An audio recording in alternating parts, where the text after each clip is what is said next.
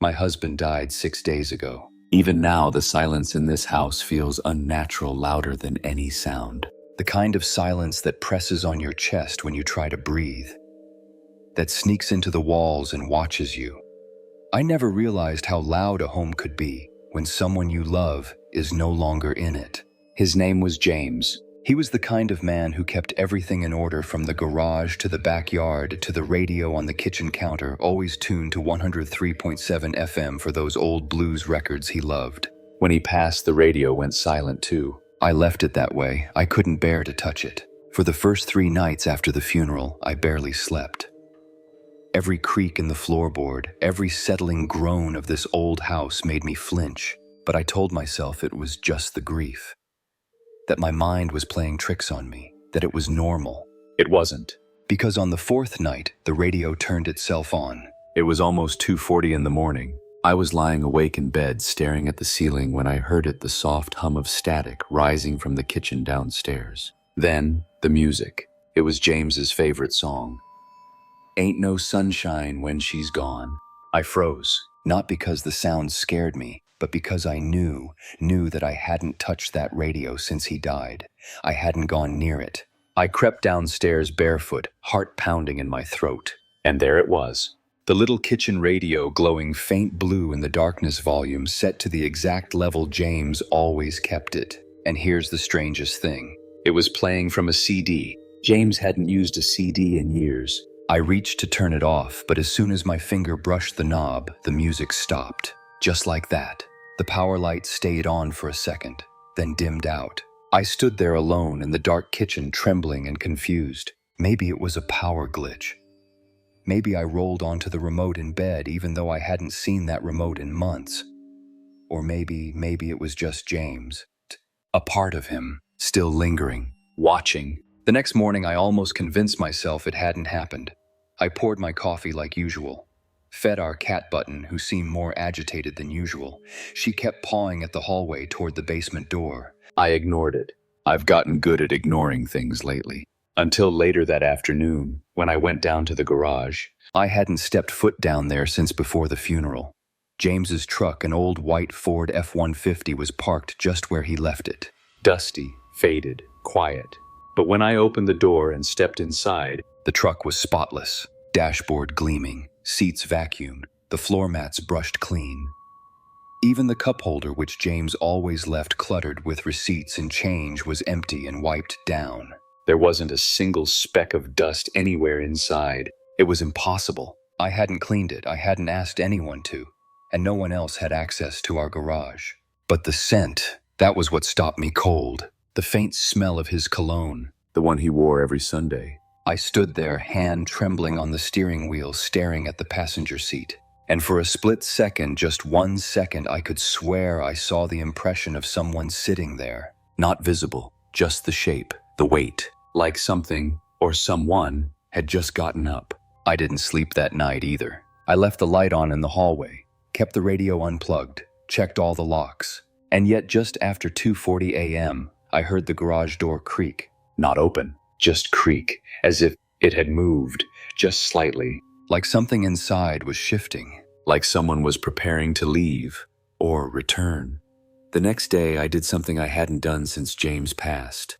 I went into his workshop. It was a small room in the basement, just beyond the washer and dryer. James used to call it his little cave, filled with bits of copper wire tangled tools, dusty shelves of old radios, and parts he'd sworn he would fix one day. I hadn't stepped foot down there in months, but something had changed. The door was unlocked. James always kept it shut. He had this weird little ritual, locking the workshop and hanging the key on a hook behind the basement light switch. But when I went down that afternoon, the key was still on the hook. Yet the door stood wide open, like someone had gone in or come out. I held my breath and stepped inside. It smelled like oil and old wood. Familiar, but different. Too clean. There was no dust on the table. No grease on the wrench handles. His radio, another old relic he'd fixed up years ago, was glowing red. Not playing, just lit like it was waiting to be turned on. And on the workbench, there was a small box, closed, wooden, covered in soot. I didn't remember ever seeing it before. I opened it. Inside were things that made my stomach drop. A few faded photographs, a rusted pocket knife, a key I didn't recognize, and a ring, James's ring, the one he had buried with. I saw it on his hand in the casket. I touched it then, and now it sat cold and dull in my trembling palm. I backed out of the room slowly, closed the box, locked the door, hung the key back where it was supposed to be. I tried to tell myself there was a rational explanation. That maybe I had imagined the burial ring. That maybe someone else had given James a second ring and I never noticed. But deep down, I knew that was a lie. Something was happening. That night, I didn't plug the radio back in, didn't go near the garage, didn't check the basement again. I just lay in bed, staring at the ceiling fan spinning overhead, watching its slow, hypnotic rhythm. Then at exactly 40 a.m., the fan stopped, completely. The blades froze, and from the hallway I heard it again. Footsteps, slow, heavy, like boots on hardwood, walking from the kitchen to the living room, then stopping right outside my bedroom door. I didn't move, didn't breathe. The doorknob turned, but the door didn't open. It just rattled, once, and then the sound faded like whoever or whatever was out there just walked away. When morning came, I opened the door. The hallway was empty, but near the front entrance, lying on the floor, was something I hadn't seen in years. James's old coat, the one he wore every winter, thick brown canvas worn at the cuffs. It had been donated years ago. I remembered packing it myself. And yet here it was, neatly folded with something in the pocket. A photograph. I picked it up, looked closely. It was me, standing on our porch, taken from a distance and taken last night. The timestamp printed in faint gray numbers, 02:39 a.m. 1 minute before the fan stopped. 1 minute before the footsteps. I dropped the photo and backed away. Something was watching me, not just haunting the house, moving through it, learning me, playing with the little things James used to touch. The radio, the truck, the workshop.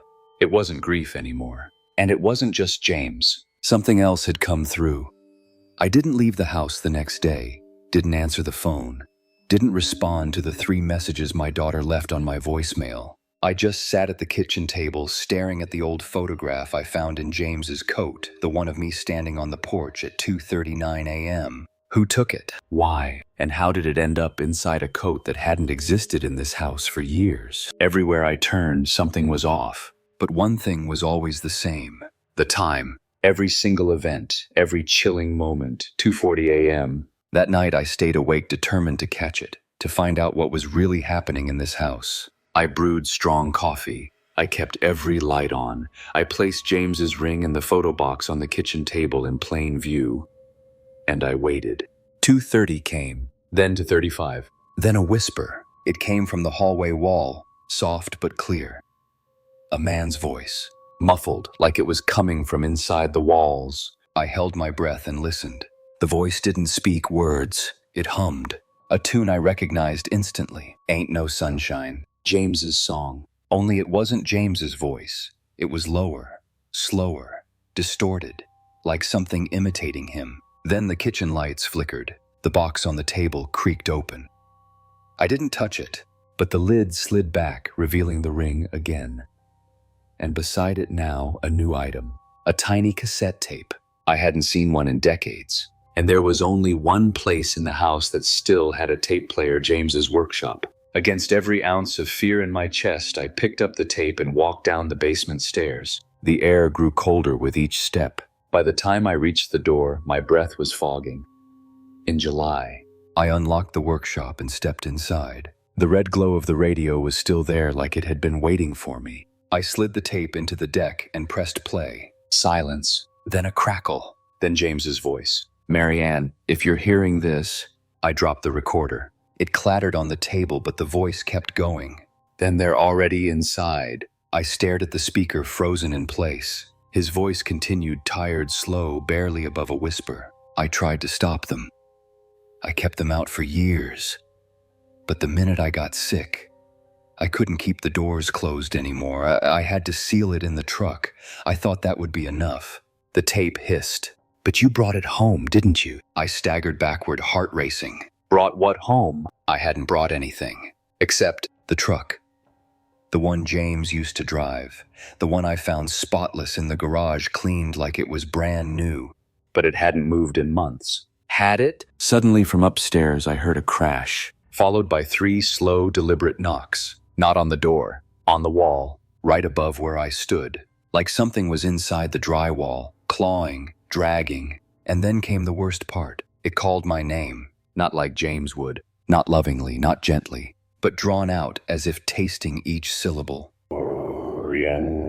I shut the tape off, ran upstairs. The house was empty, but the photo on the kitchen table had changed. Same porch, same angle, but this time there were 2 figures in it. Me, and something standing just behind me, tall, faceless, in a black coat.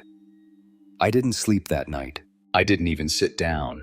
I spent the next few hours pacing the living room, jumping at every creak of the floor, every groan of the pipes. I kept all the lights on, held James's ring in my hand like it could protect me. But no matter what I did, that photo on the table kept pulling my eyes. The second figure, the one standing just behind me, no face, no eyes, just an impression, dark, tall, and too close. And then I realized something. The angle of the shot, the way it was framed. It hadn't been taken from outside the house. It had been taken from above. I climbed the stairs with trembling legs, heading toward the attic hatch. James and I rarely used the attic. It was a crawl space more than anything too small to stand in, just storage for old boxes and insulation. But there was only one way someone could have taken that photo. They had to be right above the hallway, pointing a camera downward. I pulled the cord. The wooden ladder creaked down each rung, groaning like it hadn't been touched in years. A blast of cold air rushed down with it. Flashlight in one hand, James's ring in the other, I climbed up. The attic smelled musty and old, but not dusty. Someone had been up here, recently. Boxes had been moved aside. Cobwebs were cleared. There was a little trail carved through the insulation leading straight to the vent that looked down into the hallway. And next to it, nestled in the corner, was a sleeping bag. Still warm, and beside it a pair of boots, men's boots, covered in something dark, sticky. Blood. I swallowed hard and shone the light upward, and that's when I saw it. The camera. A small motion-activated trail camera wedged into the vent, facing downward, right where I had stood in that photo. I nearly dropped the flashlight. Something had been living in my attic, watching me, studying my routine, learning where I moved when I slept, when I cried in the hallway outside our bedroom. But that wasn't the worst part. The worst part was the note, tucked under the sleeping bag. Just one line written in red ink. You let him out. I scrambled down the ladder, slammed the hatch shut, and pushed the couch underneath it. My body was shaking. The tape, the voice in the wall, the truck. The photograph. All of it connected. James had sealed something away in that truck, and now it was loose, inside the house, wearing his shape, his voice, pretending to be him. I didn't know who the person in the attic was, or if they were still here. But I knew one thing now. I wasn't dealing with a ghost. I was dealing with something worse. Something that had waited. Something that had been fed by grief, by memories, by me. And it was hungry again. That night I tried something I hadn't done in days.